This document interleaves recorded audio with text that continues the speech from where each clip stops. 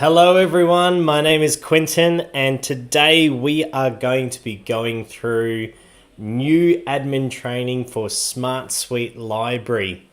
Thank you very much for attending. In today's session we're going to be having a look at things that you need to do to get started with the system. So setting up the system, the basics of operating Smart Suite, and also how to communicate with our customer service team members. And also things like how do I get access to advanced user training sessions so I know exactly what the system has the capability of doing for me. Now in today's session I am live, so you can communicate with me. On the right hand side of the YouTube screen there is a chat console. That chat console is coming straight through to me down here. If you do have any questions throughout the session, please go ahead and type them in there. I'll do my very best to answer them in the session today. If not, send them through in a mailbox ticket at the end of the session and our customer service team will be able to help you out. Now, bear in mind with YouTube, if you do get interrupted, you do have the ability to pause the live event and go back and replay what we've said and then push forward and catch up to where we are live right now. Okay, so make sure that you do take advantage of those tools that YouTube is providing for us if you haven't had the opportunity to close the library and dedicate yourself to the training session today. Okay, so we're going to jump in directly to the training session now. Let me just flick over to my screen here. Okay, and we are going to have a look at things that you need to do before you get started with Smart Suite. Okay, now everyone should have received a welcome letter which will give you the information to log into the system. So that will give you your URL, it'll give you your username, and it will give you instructions on setting up your password so that you can log in. Okay, your URL will be something very similar. Let me just get rid of all this stuff here. Similar to this, except here it'll have something that derives your school name. So it might be something like stmary.functionalsolutions.com.au, or it might be smjpc.functionalsolutions.com.au. So make sure that if you haven't received that email from us, you get in contact with us ASAP, 1-800-241-709, and our customer service team members can help you out with that. Okay, when you jump into the system, one of the activities that you're going to want to do is to import resources from our good friends at SKIS. Now, before we can do this, we need to activate something called Z3950. Okay, now that needs to be activated on SKIS, not through Smart Suite. Let me just find out here on the SKIS website. There's a help option.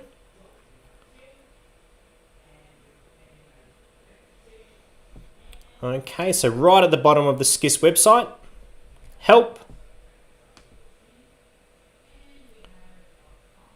Okay, and if we type into the search Z3950, we should get an article.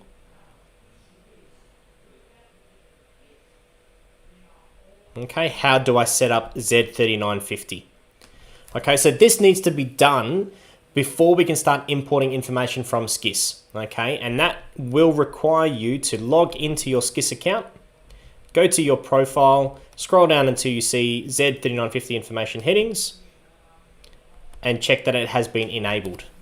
Okay, if it hasn't been enabled, you need to contact SKIS and ask them to enable Z3950 on your SKIS account. Okay, once that's done, they will send you a confirmation email. Once the confirmation email has been done, you can then go back into Smart Suite and complete all the information in there so you can start importing your books from SKIS. Okay, so things that I need to do before I get started with Smart Suite. Number one is to activate the Z3950 on my SKIS account. Okay, now once that's been done, as I said, they will send you an email that has all this information here. Okay, once you get that email from them, you need to put that information into SmartSuite. So number one, we need to log in. Top right hand corner of the screen, there will be a sign in button. Mine says sign out at the moment because I'm already logged in. Okay, click that, put in your email, put in your password, and the system will log you in. Once you're there, this little icon on the top left hand corner is our system menu. So we go ahead and click on that, click on catalog, and click on global catalog. And this is where we do all our importing of information.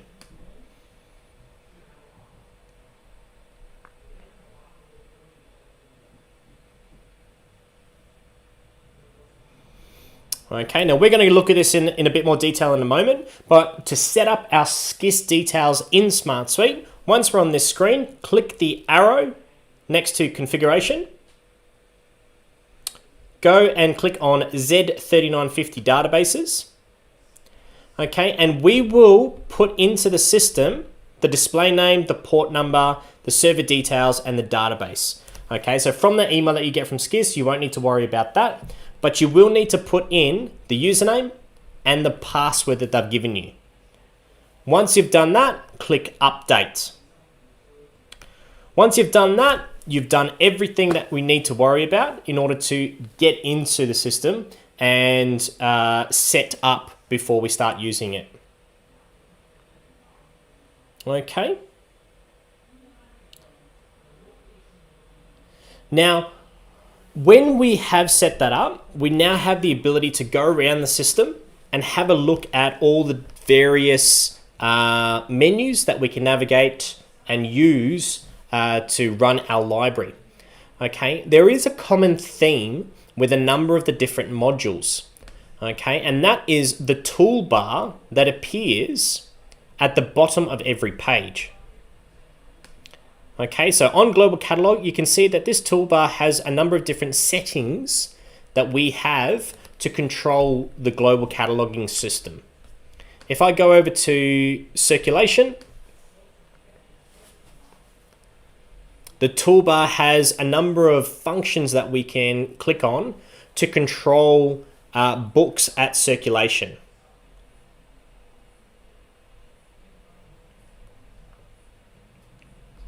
Okay, so we can renew items, return them directly from the screen, mark them as lost, and claim returned.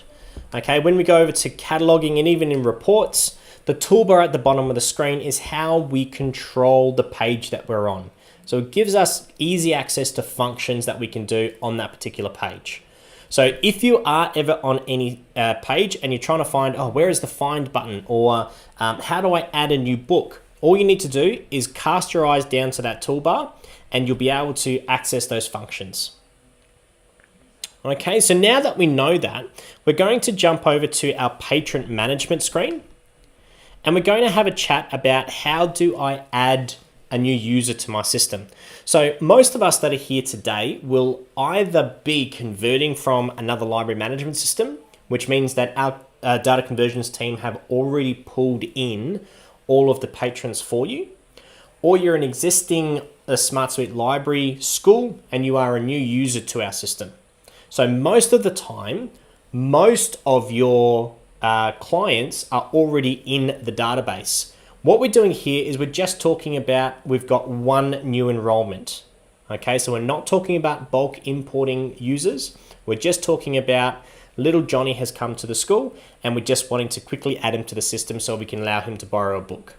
Okay, so whenever we're talking about anything to do with adding, editing, or deleting a patron, we go to System Menu, Patron, and then Patron Management.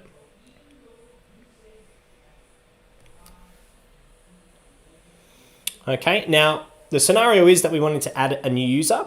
Okay, so what I'm going to do is I'm going to cast my eyes down to that toolbar, and I've got a new button. So I'm going to go ahead and click on that. Okay, nice and simple. The screen blanks out all the fields and allows me to start typing the details for that user. Now, if I know the barcode that I'm going to assign to them, all I need to do is either scan that in or type it in. Okay, if we're unaware of what their barcode is at your school, you might use the student's enrollment ID number, and we're not 100% sure what it is right now. Give them a dummy barcode. Okay, and then look it up after they have left and done their circulation and make sure that that goes back into the system. Okay, that's going to be crucial for when we do bulk importing later. We don't want to have two patrons, one with a dummy barcode with all their loans and one with their correct barcode but no loaning history. Okay, so make sure that you do, if you do put in a dummy barcode, go back and put in the correct barcode for the user. The username field, if you're wanting the students to log into the system or the teachers to log into the system and you want them to use the same username that they use to log into the computers at your school, you can punch in the username there. It's not mandatory. Okay, you've got the first name, surname, okay, and an email address. Okay, barcode, first name, surname are mandatory. Email is not. Okay, it is good practice to put their email in though if it is available. If they forget their password, if we want to send them reservation notices, if we want to send overdue notices, we need to have that email in the system.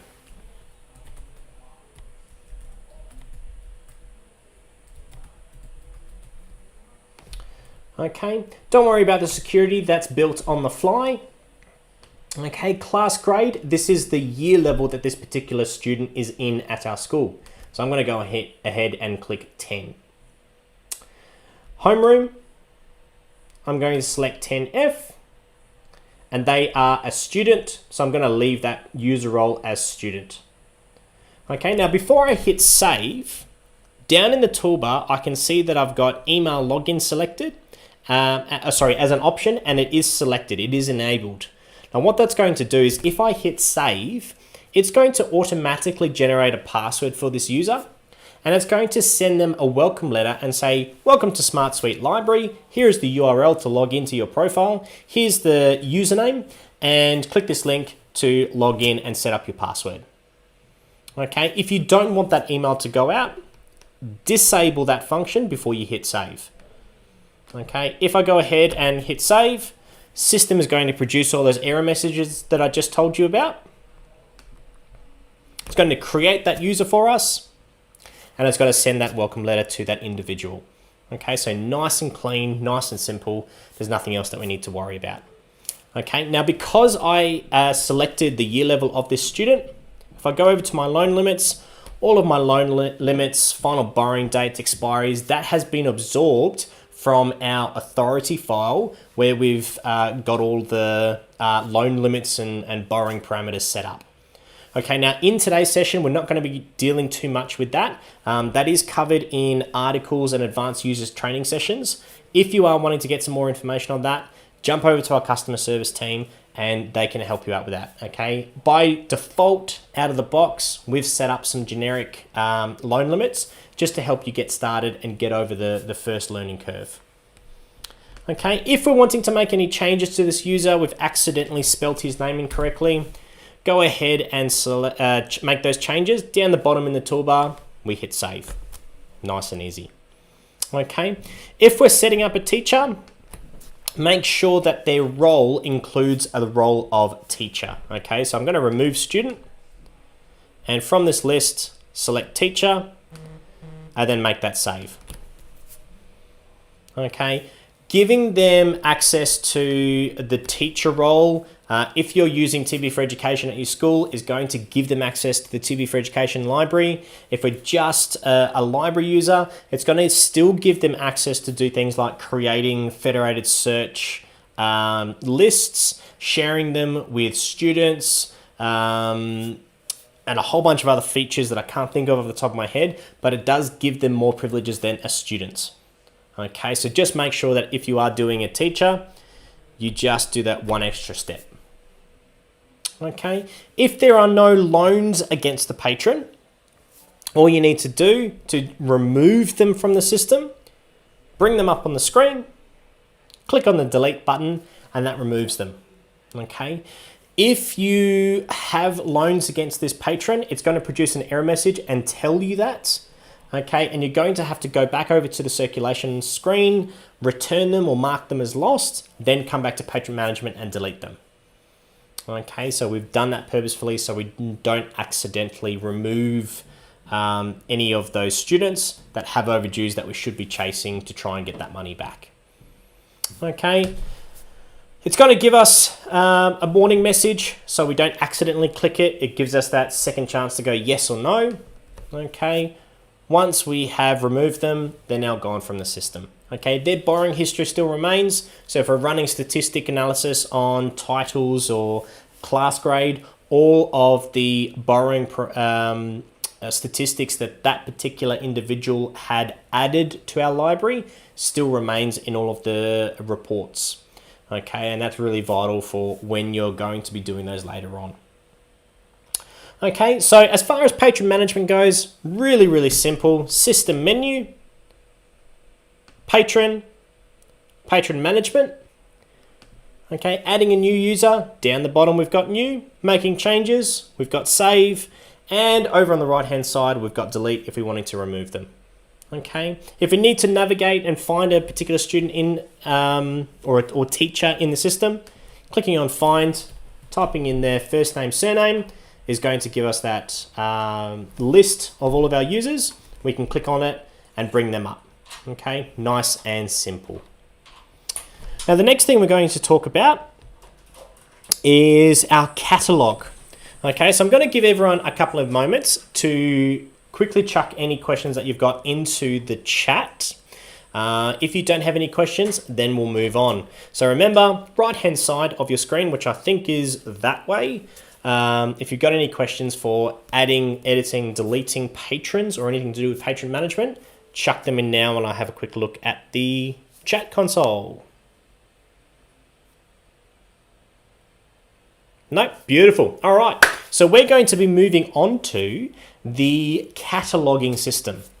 Okay, so this is where we go to add books manually or assets or kits or equipment into the collection, where we go to edit those items that are already in the system and where we also go to delete them. Okay, so again, we go up to the system menu. This time, instead of going to patron, we go to catalog, and then we choose the first option, catalog.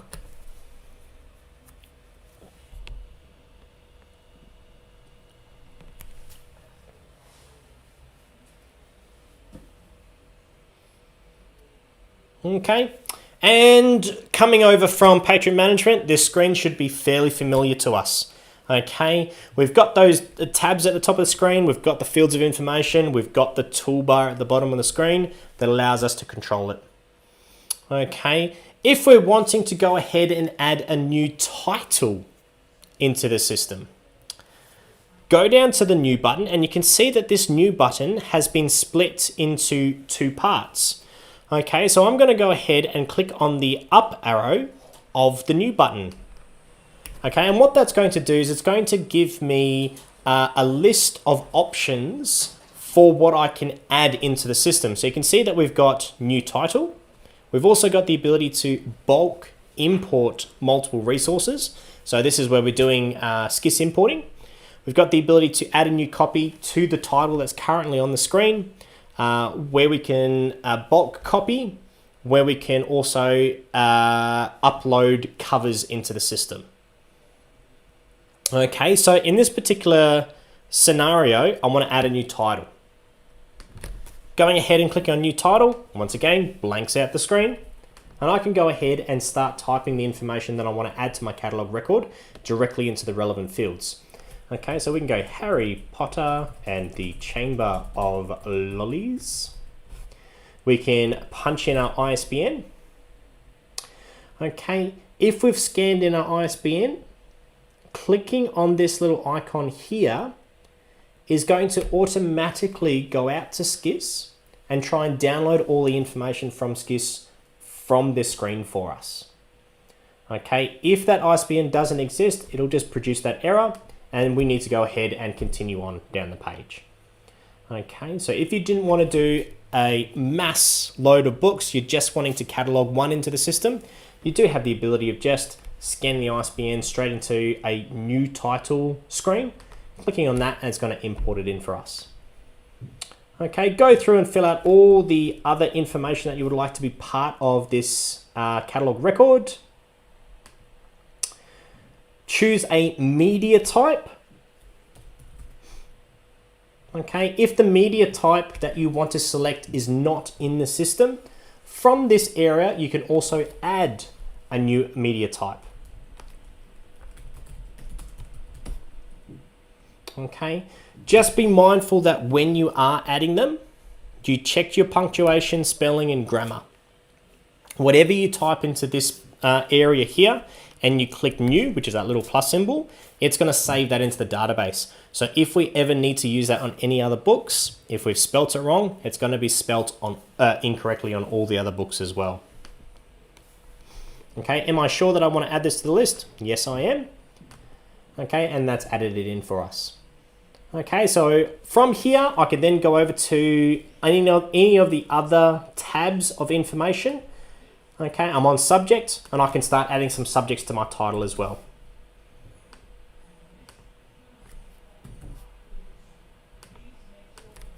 Okay, again, if I wanted to add any new subjects to the list, all I need to do,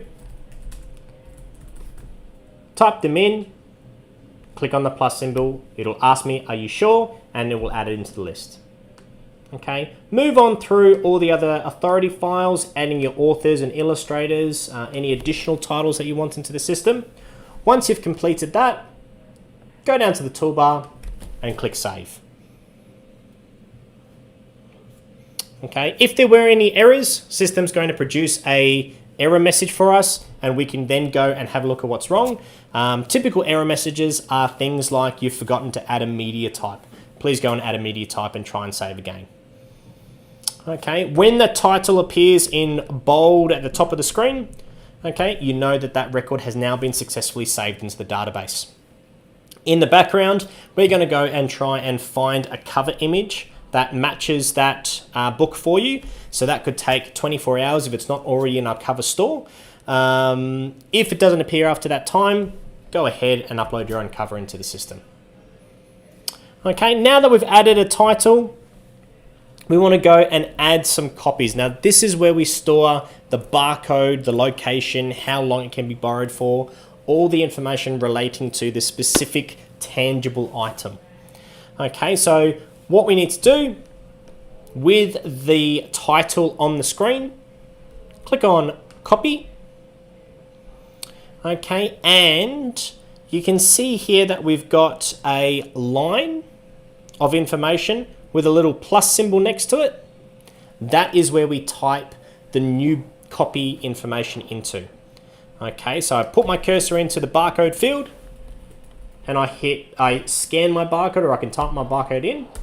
Okay, copy number is automatically generated for us. Call number will be pulled down from the title call number if it's going to be the same. Copy status, well, we want to make that available. Location, it is going to be in the admin building. Sublocation is art middle. Loan type, fortnight. Renew type, fortnight.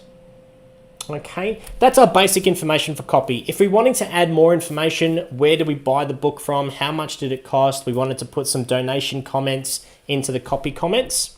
Clicking on that plus symbol will expand the copy information for us, and we can find those relevant fields and start adding that information in. It cost us 40 bucks. It's going to cost us $52 to replace. It was donated by the Smith family. Okay, once we've added all that information in, we hit save. And that's going to insert that book into the copy into the system for us. Okay, now you heard me when we were looking at copies just then, specifically mention the line with the plus symbol. Okay, you can see now that we've got a copy in our system. If we now want to add another copy, all we need to do is locate that line with the plus symbol and start putting our information for the second book into that next line. Okay, so I can scan the barcode of the next one. We can see that copy number has automatically been generated. We're going to go ahead and select all the information for that second copy. Okay, again, we can click the plus to expand so we can add additional information in if we want, and click on save. Okay, so you can see now for Harry Potter and the Chamber of Lollies, I now have 2 copies in my database. And if I wanted to add a third, I can go ahead and do that by typing that information in. Okay, another quick way to add another copy is by going to the specific copy that has the information that we want to duplicate for our third copy. Okay, so in this case, I'm going to click the expand icon next to copy number 2. Okay, and down the bottom of the screen, we have duplicate.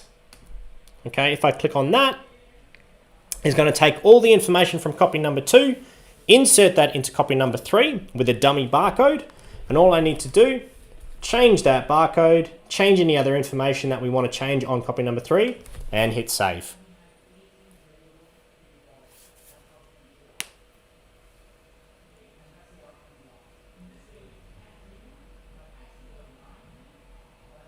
Okay, and that's saving into the system for us now. Okay, so it's nice and easy. Everything that we need to do is just found by either going down to that toolbar at the bottom of the screen or going over to copies, expanding that particular copy and seeing the information on the screen there. Okay, if the book was on loan to anybody, let me go and try and find a book that's on loan.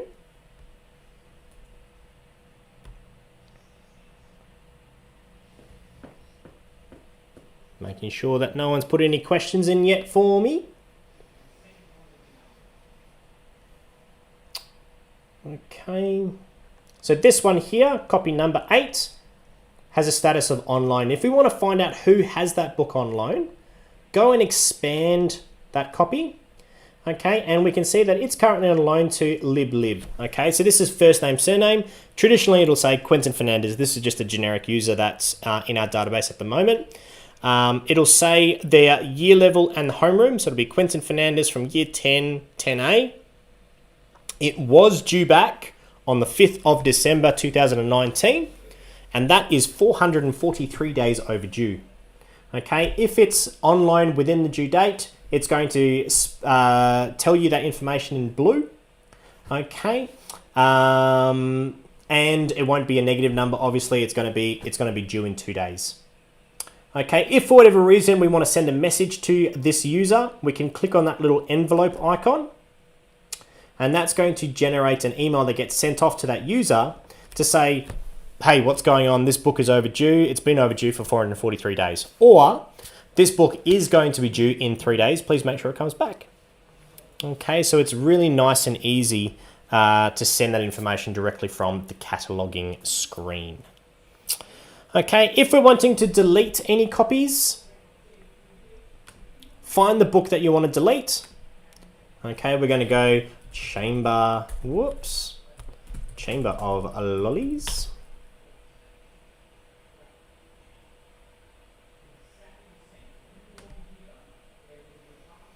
Okay, we're going to go to our copies because we don't want to delete all of them. We're just wanting to delete one specific copy. I need to have another coffee today because it's been damaged by someone beyond repair.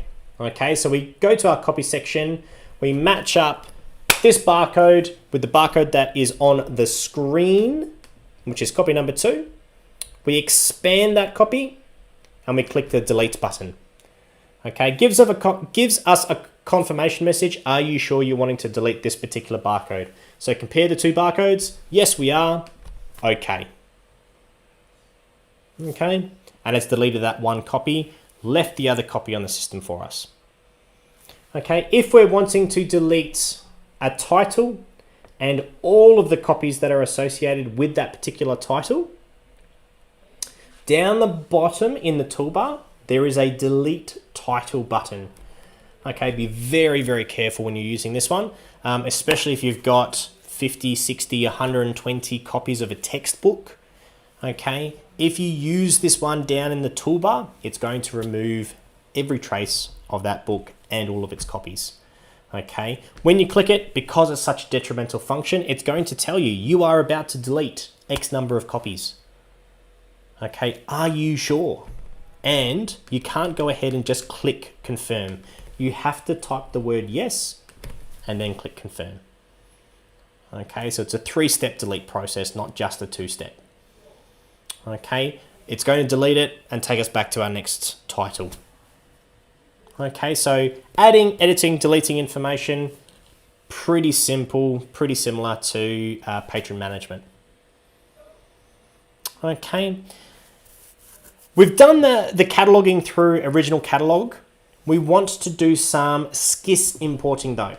Okay, well, the way that we do that is by clicking on system menu and going over to global catalog.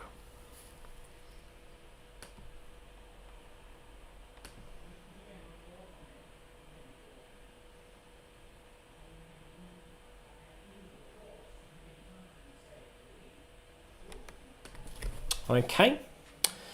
Now, one thing that I did forget to do is to go through setting up our spine label defaults in the global catalog screen.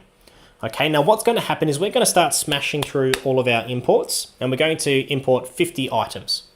Okay, we just want to be able to click one button and have the system spit out all the spine labels for us. Okay, but before we do that, we need to tell the system what format of spine labels we're going to use. Okay, so over in the config menu, we're going to click on that up arrow. We have default spine labels. Okay, in here, we have a list of spine labels that you can select from. Now, the list that are in my system is going to include a number of custom labels that I have set up. Okay, you do have the ability to do things like set the label to be printing in pink for the fairy fiction area. You have them printed in blue for the mechanics area of the library. Okay, so you do have the ability to do that. We're not going to go through that today, but that's why you're seeing a couple of extra labels. Okay, but all you need to do is go through the list and select the appropriate label that you are going to be using for Smart Suite. Once you've done that, click Save. Okay, and just for safe measures, go in and refresh the page. Okay, so I'm going to do that by just going to my system menu, catalog, and global catalog again. Okay, so you only need to do that once when you set up the system. You don't need to go back and change the spine label default each time. Okay, now all we need to do is we need to look at the screen going left to right. Okay, so over on the left-hand side here, we have all the information for our copy fields. What you see on the screen here is what is going to be used for the new copies that you're about to import into the system. Okay, so if you see here that you've got a security of 5, location primary library, sublocation fiction, copy status of fiction, etc., etc. When I start scanning my ISBNs and my barcodes to import those from SKIS, it's going to assign this information to the copies. So if it's not correct, first thing you need to do is fix that up on the screen. Okay, so we're going to change the security to blank.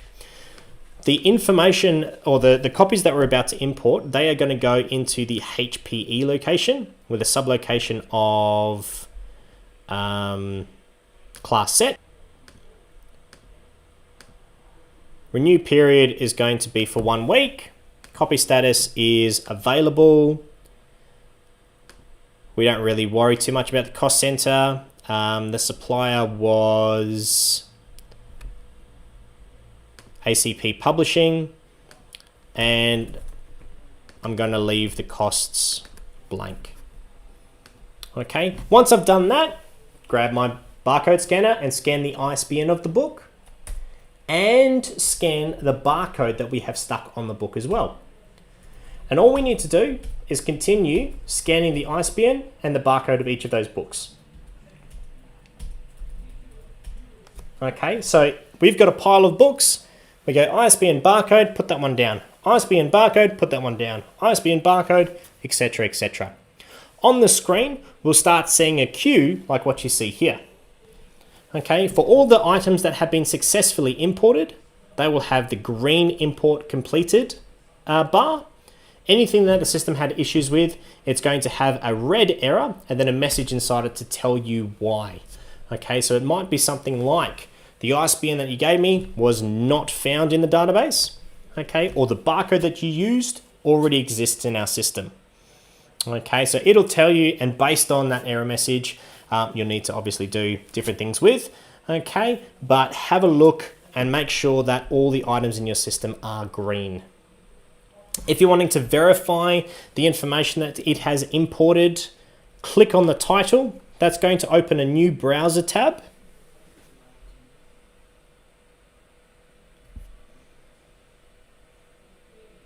Take you over to the catalog,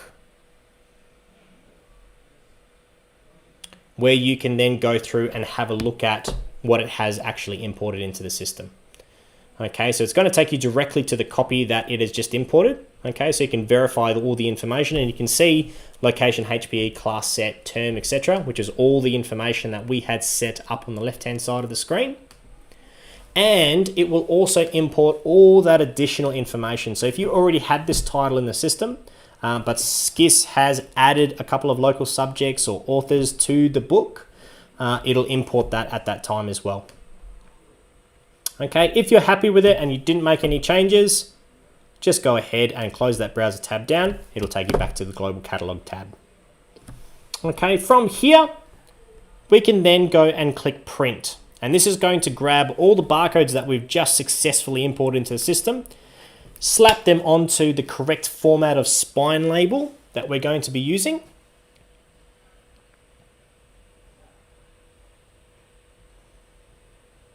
Okay, give us a preview so we can verify that that information is correct before we print them off. Okay, and then allow us to export that to PDF and then print that for our printer. Okay, so nice and easy. Everything that we're doing today is going to be covered in the Quick Start Guide as well. So it is a written manual that you'll be able to print off and go back and have a look at. So don't feel too overwhelmed, but the live event today is just about getting you up and running, getting you started so you can start cataloging, circulating in your system straight away. Okay, once again, I'm going to give everyone a couple of moments just to put any questions that you might have over into that chat console on the right of your screen.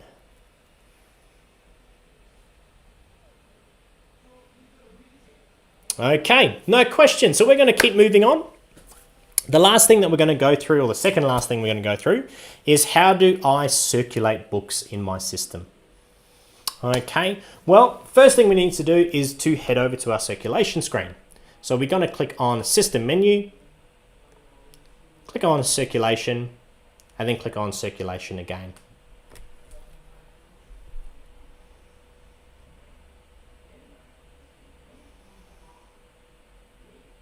Okay, the trickiest part with this screen is just making sure that we are on the correct mode. Okay, so are we on the borrow or the loan mode, or are we on the return mode? Okay, the easiest way to tell that is at the top of the screen, you've got two tabs.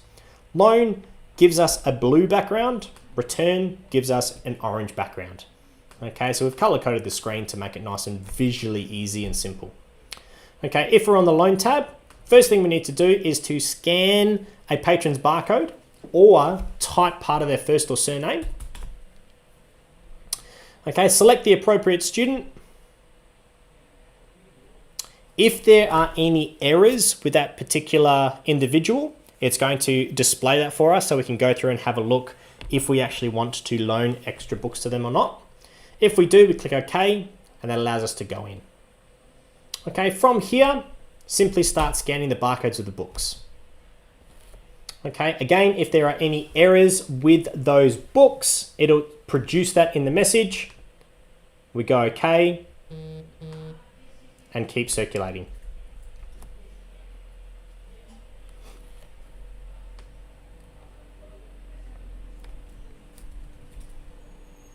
Okay, as we circulate more books, what's going to happen is the most recently circulated item is going to be expanded at the top of the list.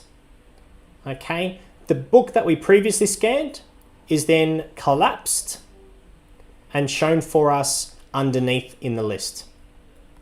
Okay, so if we have a look, there's Super Bowl NFL. If I go ahead and scan a new barcode, it's going to collapse Super Bowl and give me that expanded view. Okay. If I want to return any of those items, go over to the return screen and start returning those books. Okay, so we've got a big box of books. Go ahead and start scanning them in. Again, any errors, any issues, start scanning them into the system. Okay, again, last circulated item is going to be expanded and everything else in between. Okay, now I'm going to give everyone a couple of moments to just go through and have a look at everything that we've covered before we go on to the last item. Okay, so if you do have any questions, chuck them in the chat console. We're going to deal with them. Okay, so chuck them in. We're going to give everyone 2 minutes.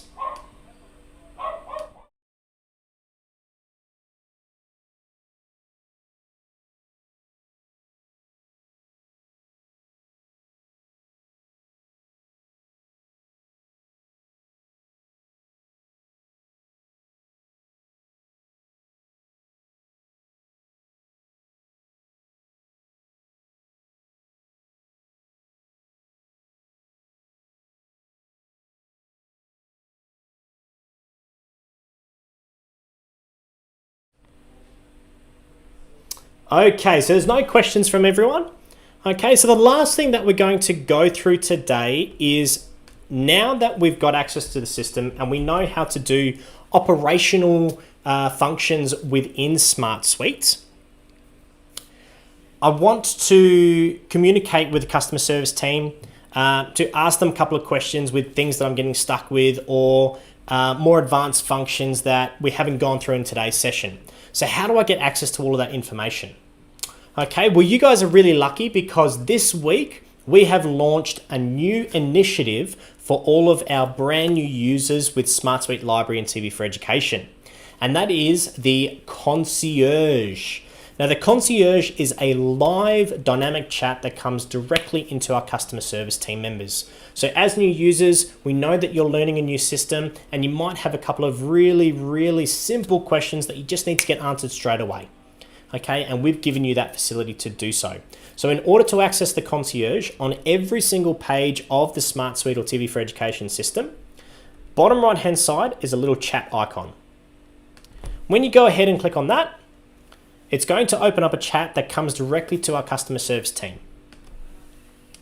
Hi FSI, I'm just wondering how I set custom loan limits. Okay, now that's going to go off to our customer service team members. They're going to see it. They're going to respond. They'll either give you step-by-step instructions through the chat. They'll give you an article. They'll refer you to a YouTube live session like today. They might even say, look, you know, this is something that we need to call you about. So I'm going to set up a ticket for one of our customer service techs to get back to you on. What's your best number? Okay, so that chat console is actually going directly to our customer service team members. It's not an automated bot that's going to give you an article that doesn't have anything to do with what you're doing. So make sure that you have that conversation with them. There are definitely people on the other end of that chat. Okay, so that's method 1, Concierge. Method 2 of getting access to information and support is by going to the system menu, going down to support, and having a look at all the various options that we have in here. Okay, the quick start guide, which is what I was talking to you about before, is that printable version.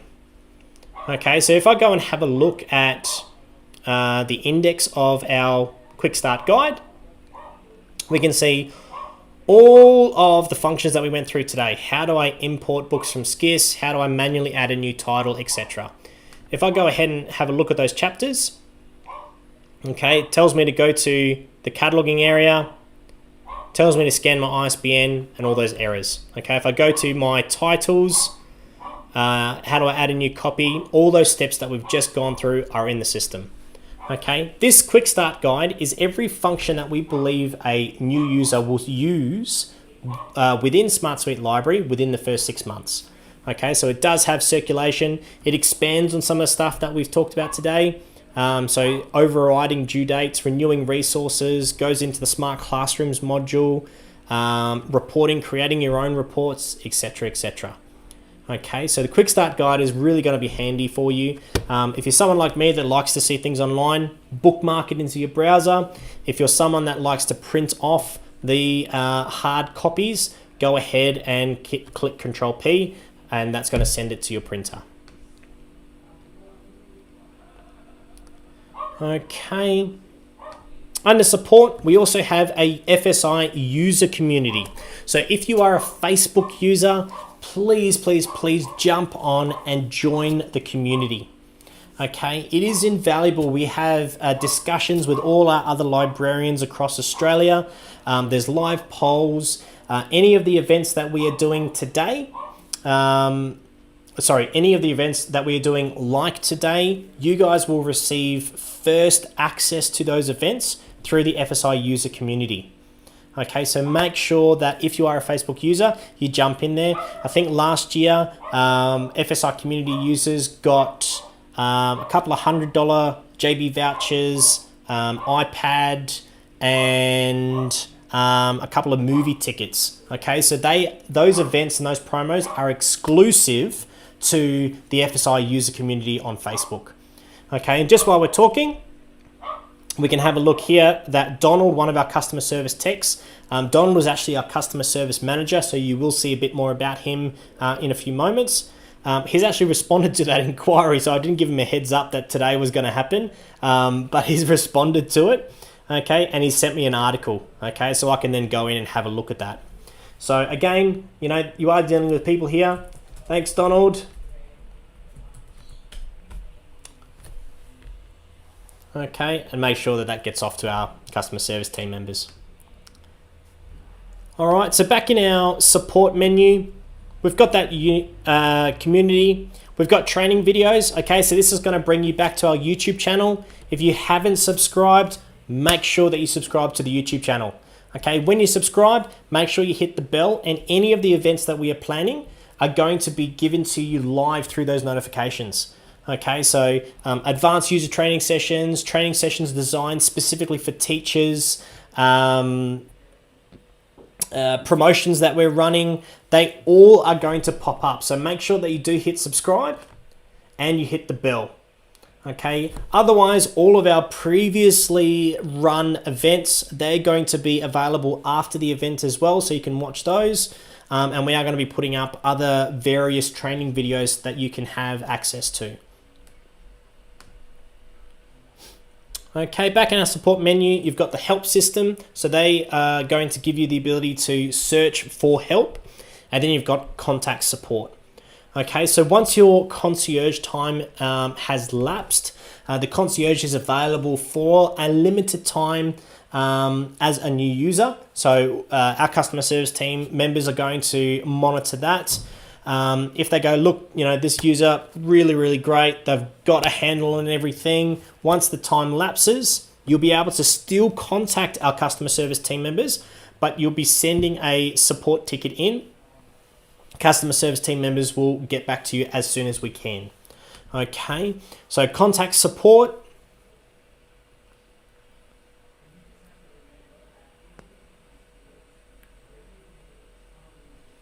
Okay, here are all my previous tickets. Okay, if I needed to create a new one, click on create at the top there, put in a subject that makes sense to that particular inquiry, and then type your message. Okay, this CC box here, this is just a list of available people that we can CC into the ticket. Okay, so if it's selected, that means that they are going to be CC'd. If they are just listed but there's no highlight, they're not going to be CC'd. Okay, type in your message and send that off. That's going to go into the queue for our customer service team to deal with. They're going to have a look at that and hopefully get back to you within a couple of hours.